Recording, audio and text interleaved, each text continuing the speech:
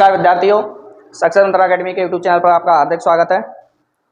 एक बार पुनः भारतीय संविधान की क्लास शुरू करेंगे और कैसे हैं सभी बताइए जल्दी से, और जल्दी से सभी लोग जुड़ जाइए। शेयर कर दो एक बार सभी के लिए ताकि ज़्यादा से ज़्यादा लोग लाभ उठा सकें इस सेशन का। और सभी सही चल रहा है, निरंतर वीडियो आ रही हैं, स्टैटिक जीके की भी वीडियो आ रही हैं, मैथमेटिक्स चल ही रहा है, इधर मैं संविधान का रिवीजन आपको करा ही रहा हूँ। तो आपका जो यूपी पैट है वो बहुत अच्छा होने वाला है। इस बार इतिहास बनाने वाले हो आप। भारतीय संविधान मैं महत्वपूर्ण अनुच्छेद कराना था तो मैंने आपको अनुच्छेद 80 तक करा दिया था राज्यसभा। आज हम पढ़ेंगे अनुच्छेद 81 से। जल्दी से बताइए, इंपॉर्टेंट आर्टिकल है आर्टिकल 81 में पढ़ते हैं बेटा हम लोकसभा। क्या पढ़ते हैं 81 में? लोकसभा। लोकसभा को और किस नाम से जानते हैं? लोकसभा बेटा प्रथम सदन। लोकसभा क्या है बेटा? प्रथम सदन। लोकसभा का क्या है बेटा? निम्न सदन। कैसा सदन है? निम्न सदन। आर्टिकल 81 लोकसभा प्रथम सदन निम्न सदन। ओके, हाँ कमेंट करिए जल्दी से। लोकसभा में अभी कितने सदस्य हैं वर्तमान में? लोकसभा में कितने सदस्य हैं अभी? बहुत जल्दी से, फास्ट। अधिकतम कितने हो सकते हैं? अधिकतम कितने हो सकते हैं? जल्दी से कमेंट करें। इन दोनों प्रश्नों के आंसर दीजिए मुझे जल्दी से। लोकसभा में कितने सदस्य हैं वर्तमान में और अधिकतम कितने हो सकते हैं? बहुत फास्ट तरीके से, जल्दी से। और सर्वाधिक लोकसभा सीट किस राज्य में है? सर्वाधिक लोकसभा सीटें किस राज्य में है? इन तीनों प्रश्नों के आंसर दीजिए जल्दी से, फास्ट। आगे चलते हैं नेक्स्ट अनुच्छेद पर। आगे चलते हैं बेटा नेक्स्ट अनुच्छेद पढ़ेंगे हम 85। इंपॉर्टेंट आर्टिकल है 85। आर्टिकल 85 इसमें क्या बताया बेटा? संसद के सत्र का सत्रावसान, लोकसभा का विघटन। लोकसभा का विघटन आर्टिकल 85 में बताया गया है। संसद के सत्र का सत्रावसान, लोकसभा का विघटन किस आर्टिकल में? 85। इंपॉर्टेंट आर्टिकल है। कितने सत्र होते हैं? जल्दी से, कुल कितने सत्र होते हैं? सत्रावसान कौन करता है? विघटन कौन करता है लोकसभा का? तीनों प्रश्नों के आंसर बहुत तेजी से आने चाहिए और सही आंसर आने चाहिए। कोई भी गलत आंसर नहीं देगा, सभी लोग सही आंसर दें। संसद के कुल कितने सत्र होते हैं? तो आप सभी का आंसर आ रहा है बेटा, संसद के सत्र होते हैं 3। आप सभी का आंसर सही आ रहा है, संसद के सत्र होते हैं 3। कितने होने चाहिए? कितने होने चाहिए? तो 2 सत्र होने चाहिए। 2 सत्र होना आवश्यक है। ओके, और कितने? 6 माह से ज़्यादा का गैप नहीं होना चाहिए। ये चीज़ याद रखेंगे आप। 6 महीने से ज़्यादा का समय अंतराल नहीं होना चाहिए। कितने होने चाहिए? 2 होना आवश्यक है। 6 महीने से ज़्यादा का गैप नहीं होना चाहिए। सत्र का सत्रावसान कौन करता है? सत्र का सत्रावसान तो आपका आंसर आ रहा है बेटा राष्ट्रपति। कौन करते हैं बेटा? राष्ट्रपति। लोकसभा को भंग कौन करता है? तो भी आपका आंसर आ रहा है राष्ट्रपति। तो भी आपका आंसर क्या आ रहा है? राष्ट्रपति। तो क्या समझे हम? आर्टिकल 85 बहुत इंपॉर्टेंट आर्टिकल है। संसद के सत्र 3 होते हैं। कितने आवश्यक हैं? 2। 6 माह से ज़्यादा का गैप नहीं होना चाहिए। संसद सत्र का सत्रावसान राष्ट्रपति। लोकसभा का विघटन राष्ट्रपति। किसकी सलाह से? लोकसभा का विघटन राष्ट्रपति किसकी सलाह से, किसकी सिफारिश की बात करते हैं? बहुत जल्दी से आंसर दें, बहुत तेज़ी से। तो आप सभी का आंसर क्या आना चाहिए बेटा? प्रधानमंत्री। आप सभी का आंसर आना चाहिए प्रधानमंत्री। प्रधानमंत्री या मंत्रिपरिषद, क्या आना चाहिए? प्रधानमंत्री या मंत्रिपरिषद या मंत्रिमंडल आना चाहिए। इन तीनों में से एक ऑप्शन होना चाहिए आपका। भारत के राष्ट्रपति किसकी सलाह से लोकसभा को भंग करते हैं? तो ऑप्शन 1 सही होगा, प्रधानमंत्री या मंत्रिमंडल या मंत्रिपरिषद। आगे चलते हैं। आर्टिकल 85 कवर हुआ हमारा।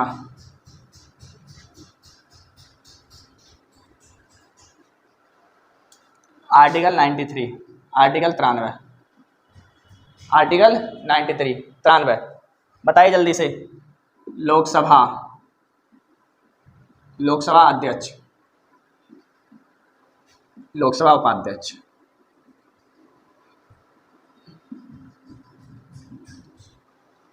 तिरानवे में क्या बेटा? लोकसभा का अध्यक्ष और लोकसभा का उपाध्यक्ष। 93 लोकसभा अध्यक्ष, लोकसभा उपाध्यक्ष। किस आर्टिकल में? 93। बताइए बेटा, लोकसभा अध्यक्ष का चयन होता है। एक बात याद रखेंगे, लोकसभा का चयन होता है। लोकसभा अध्यक्ष का क्या होता है? चयन। कहाँ से होता है? लोकसभा के सदस्यों से। कहाँ से होता है? लोकसभा के सदस्यों से। लोकसभा अध्यक्ष और उपाध्यक्ष का क्या होता है बेटा? चयन होता है। चयन होता है तो कहाँ से होता है? तो आप बताएंगे लोकसभा के सदस्य मिलकर लोकसभा अध्यक्ष और उपाध्यक्ष का क्या करते हैं? चयन करते हैं। ओके, आगे लोकसभा अध्यक्ष उपाध्यक्ष को शपथ कौन दिलाता है? जल्दी से बताएं। लोकसभा अध्यक्ष उपाध्यक्ष को शपथ कौन दिलाता है? तो बेटा ये शपथ नहीं लेते, बहुत महत्वपूर्ण बात है।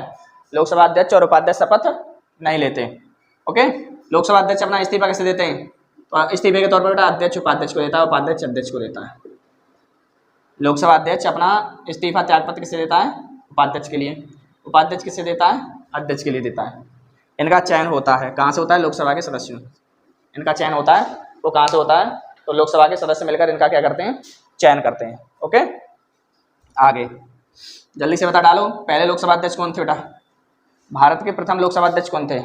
भारत के प्रथम लोकसभा अध्यक्ष कौन थे और वर्तमान कौन है? जल्दी से बताइए। पहले लोकसभा अध्यक्ष और वर्तमान। पहले थे बेटा जीवी मावलंकर, गणेश वासुदेव मावलंकर। पहले थे जीवी मावलंकर, गणेश वासुदेव मावलंकर। वर्तमान में कौन है बेटा? ओम बिरला। कौन है? ओम बिरला। वर्तमान में लोकसभा अध्यक्ष कौन है? ओम बिरला है। ओके, आगे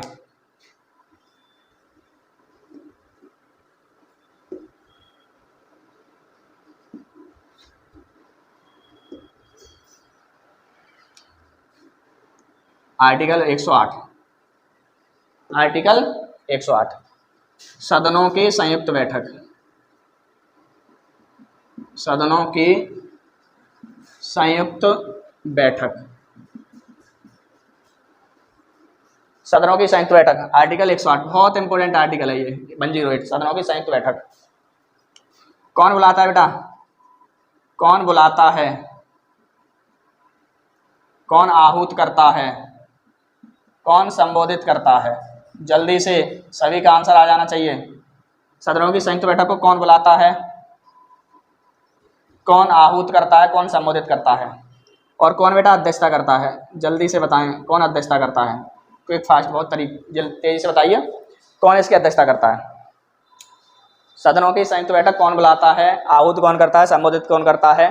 तो आप सभी का आंसर आ रहा है बेटा राष्ट्रपति। बहुत अच्छे, आप सभी का आंसर जो आ रहा है वो है राष्ट्रपति। बहुत इंपॉर्टेंट क्वेश्चन है बेटा ये। बुलाना, आहूत करना, संबोधित करना एक ही बात है। बुलाना, आहूत करना, संबोधित करना एक ही बात है। कौन बुलाते हैं? राष्ट्रपति। अध्यक्षता कौन करता है? लोकसभा अध्यक्ष। लोकसभा अध्यक्ष। अध्यक्षता कौन करता है? लोकसभा का अध्यक्ष करता है। ओके, अगर अध्यक्ष नहीं है तो कौन करेगा? उपाध्यक्ष। अगर अध्यक्ष नहीं है तो कौन करेगा? उपाध्यक्ष। और उपाध्यक्ष नहीं है तो कौन करेगा? जल्दी से, उपाध्यक्ष नहीं है तो कौन करेगा? इसका आंसर आप दीजिए मुझे। उपाध्यक्ष नहीं है तो कौन करेगा? जल्दी से बताइए, जल्दी से। अगर उपाध्यक्ष नहीं है तो संयुक्त बैठक की अध्यक्षता कौन करेगा? बताओ जल्दी से। क्यों बुलाई जाती है संयुक्त बैठक? क्यों बुलाई जाती है संयुक्त बैठक? बताइए क्यों बुलाई जाती है? तो आपका आंसर रहेगा साधारण विधेयक पर मतभेद की स्थिति में। क्यों बुलाई जाती है? तो आपका आंसर क्या रहेगा? साधारण विधेयक पर मतभेद की स्थिति में। ओके, कितनी बार हो चुकी है संयुक्त बैठक? अब तक 3 बार हो चुकी है। कितनी बार हो चुकी है संयुक्त बैठक? अब तक 3 बार हो चुकी है। ओके, नेक्स्ट आगे चलते हैं।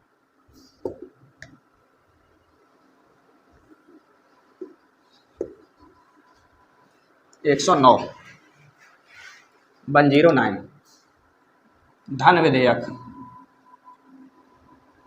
धन विधेयक के बारे में प्रावधान।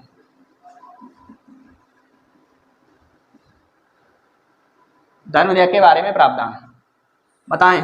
धन विधेयक कहाँ पेश किया जाता है सबसे पहले? मतलब कहाँ का? किस सदन? किस सदन? धन विधेयक को सबसे पहले किस सदन में पेश करते हैं? वेरी फास्ट आंसर आना चाहिए।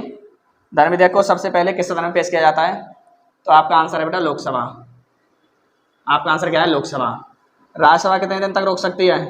धन विधेयक को राज्यसभा अधिकतम अपने पास कितने दिन तक के लिए रोक सकती है? जल्दी से बताइए। तो आपका आंसर है बेटा 14 दिन। धन विधेयक को राज्यसभा अधिकतम अपने पास 14 दिन तक के लिए रोक सकती है। कोई विधेयक धन विधेयक है अथवा नहीं, कोई विधेयक धन विधेयक है अथवा नहीं, इसका निर्णय कौन करता है?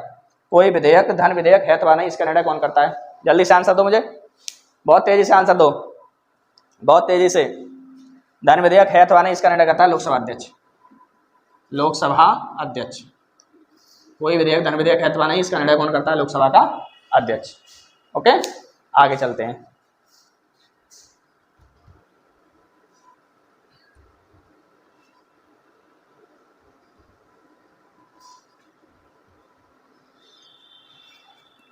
एक 110 धन विधेयक की परिभाषा। धन विधेयक की परिभाषा तो प्रोसेस के बारे में अगर पूछे तो 109 लगाएंगे। धन विधेयक के बारे में अगर प्रावधान पूछे तो 109 लगाएंगे, और धन विधेयक की अगर परिभाषा पूछता है तो 110 लगाएंगे। कितनी मांगे होती हैं धन विधेयक के तहत? बताइए, धन विधेयक में कुल कितनी मांगे की जाती हैं? बहुत जल्दी से बताएं। धन विधेयक में मांगे की जाती है बेटा 5। धन विधेयक में कितनी मांगे की जाती हैं? तो 5। आर्टिकल 111 बताइए। 111 में राष्ट्रपति की वीटो पावर शक्ति, राष्ट्रपति की वीटो पावर शक्ति, राष्ट्रपति के वीटो पावर शक्ति किस आर्टिकल में? 111 में। राष्ट्रपति किसी विधेयक को अनुमति देते हैं 111 के द्वारा। राष्ट्रपति किसी विधेयक को अनुमति देते हैं 111 के द्वारा। अनुमति नहीं देते हैं, मना करते हैं तो भी 111 के द्वारा। इसका अर्थ यह है कि राष्ट्रपति की जो वीटो पावर शक्ति है वो किस आर्टिकल में? 111। कितनी होती है वीटो पावर शक्ति? 3। राष्ट्रपति की वीटो पावर शक्ति कितनी होती है? 3। ओके, आगे बढ़ते हैं।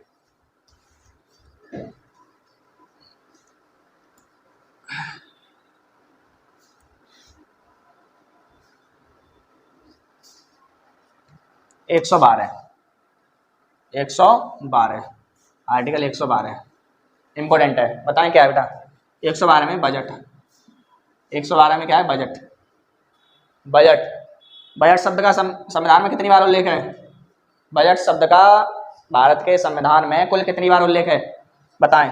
तो आप सभी का आंसर आना चाहिए कोई नहीं।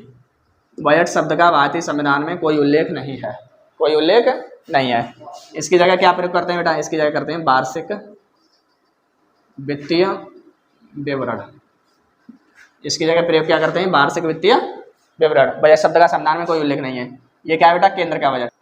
हाँ तो विद्यार्थियों, ये चीजें समझ आ रही हैं आपको? ये आर्टिकल अनुच्छेद आपको पच रहे हैं, नहीं पच रहे? क्यों भाई विनोद? निश्चित ही याद करते रहो बेटा, ये पेट एग्जाम के लिए बहुत ही ज़्यादा इंपॉर्टेंट है। हेल्पफुल है ना? शेयर करो, लाइक करो। आप लोगों की संख्या बहुत कम रहती है और मैं यहाँ इतनी मेहनत कर रहा हूँ, इस मेहनत का कुछ तो फल दो। लाइक और कमेंट के माध्यम से यही फल होता है। ओके, तो चलते हैं। बजट 112। बजट शब्द का संविधान में कोई उल्लेख नहीं है। बाकी इसको वार्षिक वित्तीय विवरण के तौर पर हम पढ़ते हैं। ये केंद्र का बजट है। अगर राज्य का बजट पूछे बेटा, राज्य का बजट पूछे तो 90 ऐड कर देंगे। 90 ऐड कर दो इसमें। 112 में केंद्र का बजट है, अगर राज्य का बजट पूछ रहा है तो 90 जोड़ दो तो आ जाएगा 202। 202 में क्या है? राज्य का बजट। 202 में क्या का बजट है? राज्य का बजट। बहुत आसान, यहाँ से क्वेश्चन आप हल कर सकते हो और आर्टिकल आसानी से याद हो जाएगा। केंद्र से राज्य में जाने के लिए 90 ऐड कर देते हैं कुछ आर्टिकलों में, जैसे 112 + 90 202। 202 में राज्य का बजट है, 112 में केंद्र का बजट। बजट शब्द का संविधान में कोई उल्लेख नहीं है। आगे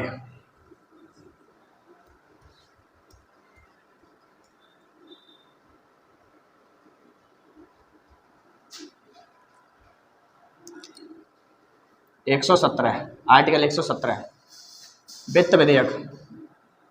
वित्त विधेयक आर्टिकल 117 क्या है? वित्त विधेयक, फाइनेंशियल बिल। वित्त विधेयक किस सदन में पेश किया जाता है? वित्त विधेयक सबसे पहले किस सदन में पेश करते हैं? वेरी क्विक आंसर दो सभी लोग। वित्त विधेयक सबसे पहले किस सदन में पेश किया जाता है? और वित्त विधेयक में कुल कितनी मांगे हैं? वित्त विधेयक में कुल कितनी मांगे हैं? तो सदन आपका रहेगा वही बेटा, लोकसभा। वित्त विधेयक भी सबसे पहले लोकसभा में पेश किया जाता है। फाइनेंशियल बिल और मनी बिल पर किसका अधिकार होता है? लोकसभा का। मांगे हैं 11। मांगे हैं 11। मांगे कितनी है? 11। तो एक बात याद रखनी चाहिए आपके लिए, नोट। प्रत्येक धन विधेयक, प्रत्येक धन विधेयक क्या होता है बेटा? वित्त विधेयक। प्रत्येक धन विधेयक क्या होता है? वित्त विधेयक होता है।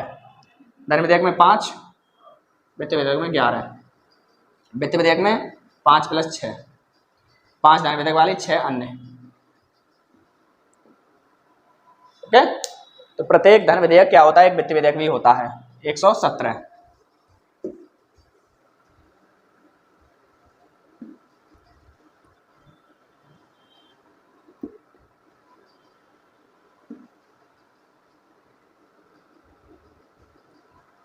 नेक्स्ट आर्टिकल है बेटा 120। 120 में क्या है? संसद में प्रयोग की जाने वाली भाषा। संसद में प्रयोग की जाने वाली भाषा।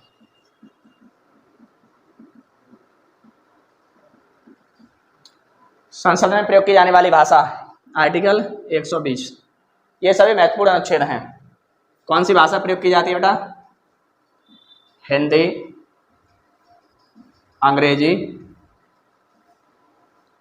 और कौन सी भाषा का इस्तेमाल कर सकते हैं आप बेटा? अध्यक्ष से अनुमति लेने के बाद, अध्यक्ष सभापति से अनुमति लेने के बाद आप 22 भाषाओं के अतिरिक्त अपनी क्षेत्रीय लैंग्वेज भी प्रयोग कर सकते हैं। सामान्यतः जो कार्रवाई होती है भारत की संसद की, वो हिंदी और अंग्रेजी में होती है। ओके, ऑप्शन ये रहेंगे। अगर कोई व्यक्ति, कोई सांसद इन भाषाओं का ज्ञाता नहीं है तो वो अध्यक्ष या सभापति से अनुमति लेने के बाद संविधान की जो 22 भाषाएं होती हैं इसके अतिरिक्त अपनी क्षेत्रीय भाषा का भी प्रयोग कर सकता है। 120। आपसे पूछा जाएगा बेटा संसद की जगह राज्य विधानमंडल, राज्य विधानमंडल में प्रयोग की जाने वाली भाषा, तो क्या करना है? तो बेटा 90 जोड़ दो भैया।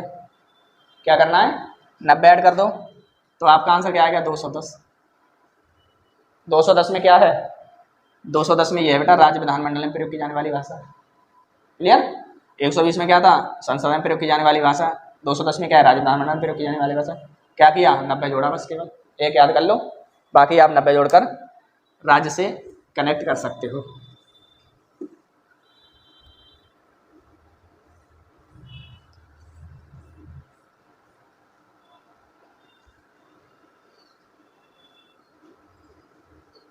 नेक्स्ट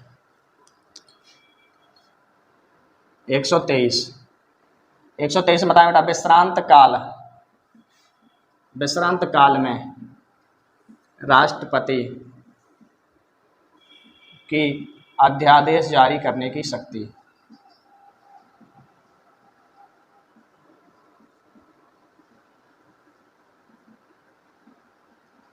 विश्रांत काल में राष्ट्रपति की अध्यादेश जारी करने की शक्ति किस अनुच्छेद में? 123 में। किस अनुच्छेद में? 123 में। ओके, क्या होता है बेटा ये विश्रांत काल? जब एक सदन या दोनों सदन छुट्टी पर होते हैं तो भारत के राष्ट्रपति कोई कानून बना सकते हैं, लेकिन यहाँ प्रधानमंत्री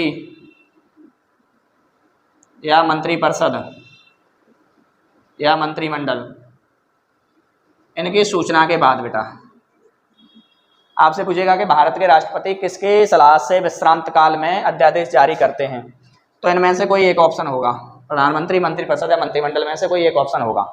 ओके, अध्यादेश कब तक रहता है? तो 6 सप्ताह। इसके लिए आप एक डेट याद रखेंगे, 6 सप्ताह। ओके, विश्रांत काल में राष्ट्रपति अध्यादेश जारी करने की शक्ति। अब यहाँ पर बदलाव हम थोड़ा कर रहे हैं। विश्रांत काल में राज्यपाल के अध्यादेश जारी करने की शक्ति, तो क्या कर दो बेटा? 90 जोड़ दो, 213। कितना आसान है?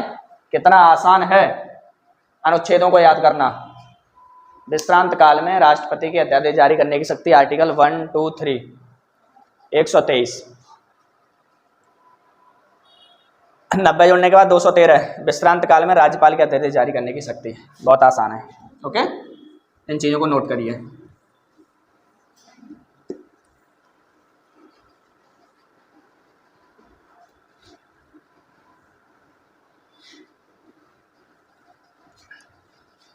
आर्टिकल 124, 1, 2 का 4, 124। इसमें क्या है बेटा, सुप्रीम कोर्ट। इसमें क्या है, supreme court, SC supreme court. और क्या कहते हैं, सर्वोच्च न्यायालय, सर्वोच्च न्यायालय। और क्या कहते हैं, उच्चतम न्यायालय। और क्या बोलते हैं, उच्चतम न्यायालय। सुप्रीम कोर्ट, सर्वोच्च न्यायालय, उच्चतम न्यायालय, बात एक ही है। किस आर्टिकल में, 124 में। कहाँ है भारत का सुप्रीम कोर्ट, बताएं। भारत का सुप्रीम कोर्ट कहाँ पर है, भारत का सुप्रीम कोर्ट कहाँ है? तो आपका सभी का आंसर है नई दिल्ली। कहाँ है बेटा, न्यू दिल्ली। सुप्रीम कोर्ट के वर्तमान चीफ जज, मुख्य न्यायाधीश बताइए बेटा। सुप्रीम कोर्ट के वर्तमान मुख्य न्यायाधीश बताएं जल्दी से। तो आपका आंसर है यू ललित, उदय उमेश ललित, उदय उमेश ललित, यू ललित। कौन से नंबर के हैं बेटा, कौन से नंबर के हैं, जल्दी से बताइए, कौन से नंबर के हैं? और भारत में पहला सुप्रीम कोर्ट कब बना था? भारत में पहला सुप्रीम कोर्ट कब और कहाँ बना था? भारत में पहला सुप्रीम कोर्ट कब और कहाँ बना था? इन दोनों क्वेश्चनों के आंसर दीजिए। और कौन से नंबर के यू ललित भारत के चीफ जज हैं, बताइए। कब बना था? तो बेटा 1774। कहाँ बना था? कलकत्ता। भारत का जो पहला सुप्रीम कोर्ट बना था 1774 में बना था। कहाँ बना था? तो कलकत्ता में बना था। यू ललित ये बेटा 49वें नंबर के। कौन से नंबर के? 49वें नंबर के। और प्रथम बताइए बेटा, प्रथम सुप्रीम कोर्ट के पहले जज, सुप्रीम कोर्ट के प्रथम मुख्य न्यायाधीश, सुप्रीम कोर्ट के प्रथम मुख्य न्यायाधीश बताइए जल्दी से, बताएं। तो आपका आंसर है हीरालाल जे कार्निया। आपका आंसर है हीरालाल जे कार्निया। ओके, आगे बढ़ते हैं। ये सारे पॉइंट नोट कर लिया करो।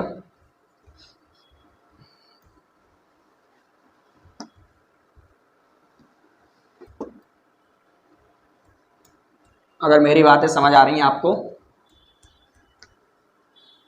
तो इस वीडियो को आगे तक पहुंचाइए, शेयर करो, लाइक करो जल्दी से। आगे आर्टिकल पढ़ते हैं बेटा। नेक्स्ट, हाँ 124 में हमने क्या पढ़ा था? Supreme court. प्लस अगर 90 ऐड कर दें, प्लस अगर 90 ऐड कर दें तो क्या होगा? 214। यहाँ पढ़ेंगे हम हाई कोर्ट। जैसे सुप्रीम कोर्ट भारत का एक है, सुप्रीम कोर्ट भारत का एक अकेला न्यायालय है। ये हाई कोर्ट राज्यों में होते हैं, इनकी संख्या 25 है वर्तमान में। हाई कोर्ट राज्यों में होते हैं, इनकी संख्या 25 है वर्तमान में। इसको कहाँ से प्राप्त कर रहे हैं? 90 जोड़ने के बाद। ठीक, सभी कोर्टों के बारे में बता रहा हूँ मैं आपके लिए। 1 2 4 2 1 4 2 4 1। ठीक, यहाँ सुप्रीम कोर्ट हो गया बेटा, यहाँ हाई कोर्ट हो गया, और यहाँ केंद्र शासित प्रदेश, केंद्र शासित प्रदेश के लिए हाई कोर्ट। कितनी आसान बात है। संविधान निर्माताओं ने बहुत अच्छा किया है ना, किया है। 1 2 4 2 1 4 2 4 1, मतलब 3 डेटों, सेम डेटों का इस्तेमाल किया है। सुप्रीम कोर्ट 1, ओके, पूरे भारत का। हाई कोर्ट 25 राज्यों के लिए। केंद्र शासित प्रदेश का केवल 1, दिल्ली। दिल्ली का अपना अलग हाई कोर्ट है। बाकी जो अन्य राज्य बचते हैं, अन्य 7 केंद्र शासित प्रदेश बचते हैं, उनका कहीं ना कहीं अटैचमेंट है, कहीं ना कहीं किसी ना किसी राज्य से अटैचमेंट है वो। ओके, आगे बढ़ते हैं।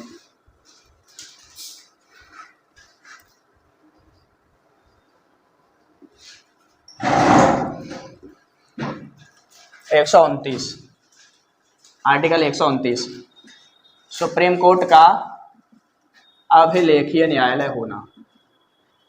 सुप्रीम कोर्ट का अभिलेखीय न्यायालय होना।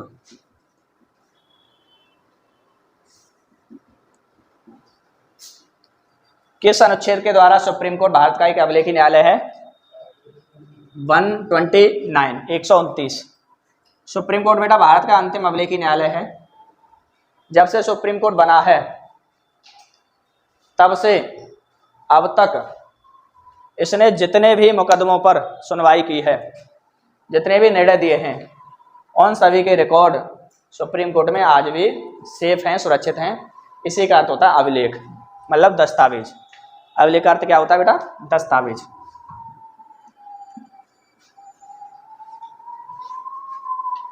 आर्टिकल 137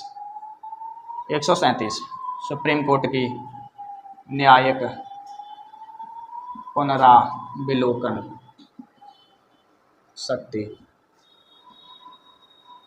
सुप्रीम कोर्ट की न्यायिक पुनरावलोकन शक्ति किस अनुच्छेद में है? 137। सुप्रीम कोर्ट की न्यायिक पुनरावलोकन शक्ति का उल्लेख किस आर्टिकल में? भारतीय संविधान के 137। न्यायिक पुनरावलोकन का अर्थ क्या होता है बेटा? पुनर्विचार, अपने द्वारा दिए गए निर्णय पर पुनर्विचार करना। अपने ही द्वारा दिए गए निर्णय पर पुनर्विचार करना क्या कहलाता है? पुनरावलोकन। अथवा अगर कोई संसद या राज्य का विधानमंडल, अगर संसद या राज्य विधानमंडल, अगर संसद या राज्य का विधानमंडल संविधान का अतिक्रमण करते हुए कोई कानून बना देते हैं तो उसको निरस्त करता है, इसे कहते हैं न्यायिक पुनरावलोकन शक्ति।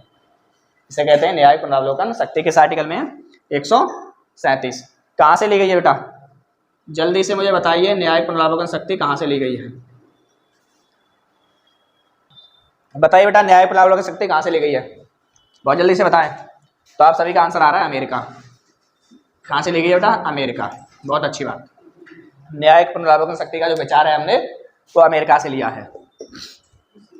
ये सभी आर्टिकल और आर्टिकलों के अंदर जो मैं बता रहा हूँ बहुत ही महत्वपूर्ण है।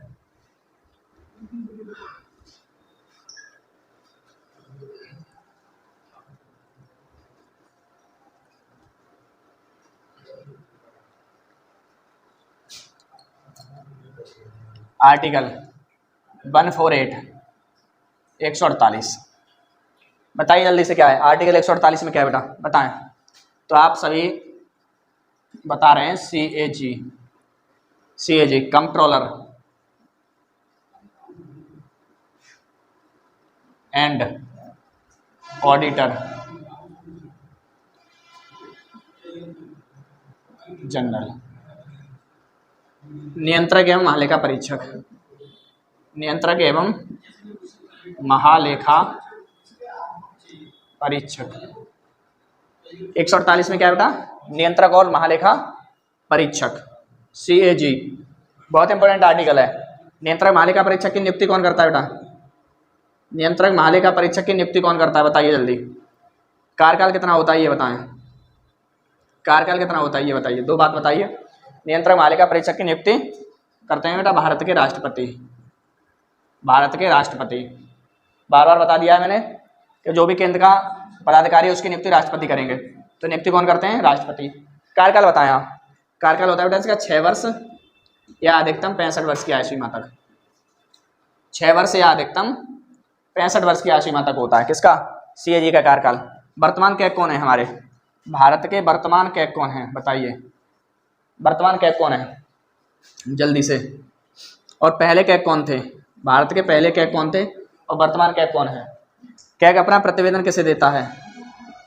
कैग अपना प्रतिवेदन किसे देता है? प्रतिवेदन आपको बताना बेटा केंद्र में किसे देता है और प्रतिवेदन बताना आपको राज्य में कैसे देता है। और बताएं। तो वर्तमान बेटा गिरीश चंद्र मुर्मू। आपका आंसर जो आ रहा है वो आ रहा है गिरीश चंद्र मुर्मू। वर्तमान क्या है? गिरीश चंद्र मुर्मू। पहले क्या थे बेटा? बी नर हरि राव। पहले क्या कौन थे बेटा? बी नर हरि राव। पहले क्या कौन थे? बी नर हरि राव। प्रतिवेदन केंद्र में किसे देता है? राष्ट्रपति के लिए। प्रतिवेदन केंद्र में किसे देता है? राष्ट्रपति के लिए। राज्य में किसे देता है? राज्यपाल। राज्य में किसे देता है? राज्यपाल के लिए। ओके, ये पॉइंट भी आपको याद करने हैं। बाकी वित्तीय लेखाओं पर कंट्रोल कौन करता है? वित्तीय लेखाओं पर नियंत्रण कौन करता है? बताइए जल्दी। वित्तीय लेखाओं पर नियंत्रण करने का अधिकार होता है किसके लिए? CAG के लिए, कैग के लिए। कैग के लिए। लेखाओं संबंधी रिपोर्ट किसे देता है? लेखाओं संबंधी रिपोर्ट किसे देता है? जल्दी बताएं। वित्तीय लेखाओं संबंधी रिपोर्ट किसे देता है? CAG अपनी। तो वित्तीय लेखाओं संबंधी रिपोर्ट देता है बेटा किसके लिए? लोक लेखा समिति के लिए। किसको देता है? लोक लेखा समिति के लिए। ओके, तो हमने कैग से क्या समझा? आर्टिकल 148 डायरेक्ट पूछेगा। कंट्रोलर एंड ऑडिटर जनरल, नियंत्रक महालेखा परीक्षक, नियुक्ति करते हैं इसके राष्ट्रपति। कार्यकाल 6 वर्ष से अधिकतम 65 वर्ष की आयु सीमा तक होता है। वर्तमान कैग कौन है? गिरीश चंद्र मुर्मू। पहले कैग कौन थे? बीनर हरिराव। प्रतिवेदन किसे देता है? केंद्र में, तो आप लगाएंगे राष्ट्रपति। प्रतिवेदन किसे देता है? राज्य में, तो आप लगाएंगे राज्यपाल। वित्तीय लेखाओं पर कंट्रोल कौन करता है? नियंत्रण, तो सीएजी कैग। और लेखाओं संबंधी रिपोर्ट किसे देता है? लोक लेखा समिति। लोक लेखा समिति। आप बताइए लोक लेखा समिति का अध्यक्ष कौन होता है? जल्दी से बताइए आप, लोक लेखा समिति का अध्यक्ष कौन होता है? बहुत तेजी से बताइए, लोक लेखा समिति का अध्यक्ष कौन होता है? बताएं। आए क्लास यहीं पे स्टॉप करते हैं। भाग 5 के आर्टिकल अनुच्छेद कंप्लीट हो गए। एक वीडियो और आनी है आर्टिकलों से संबंधित। आपको संविधान में कोई डाउट नहीं बचेगा। आपके पेट एग्जाम में यहीं से आएगा। इन्हीं वीडियो को देख लो, काफ़ी है। बाकी विदा लेता हूँ। चैनल को सब्सक्राइब करो। जो नए बच्चे जुड़ रहे हैं वो सब्सक्राइब करें, लाइक करें, शेयर करें ज़्यादा से ज़्यादा मात्रा में। धन्यवाद। जय हिंद, जय भारत।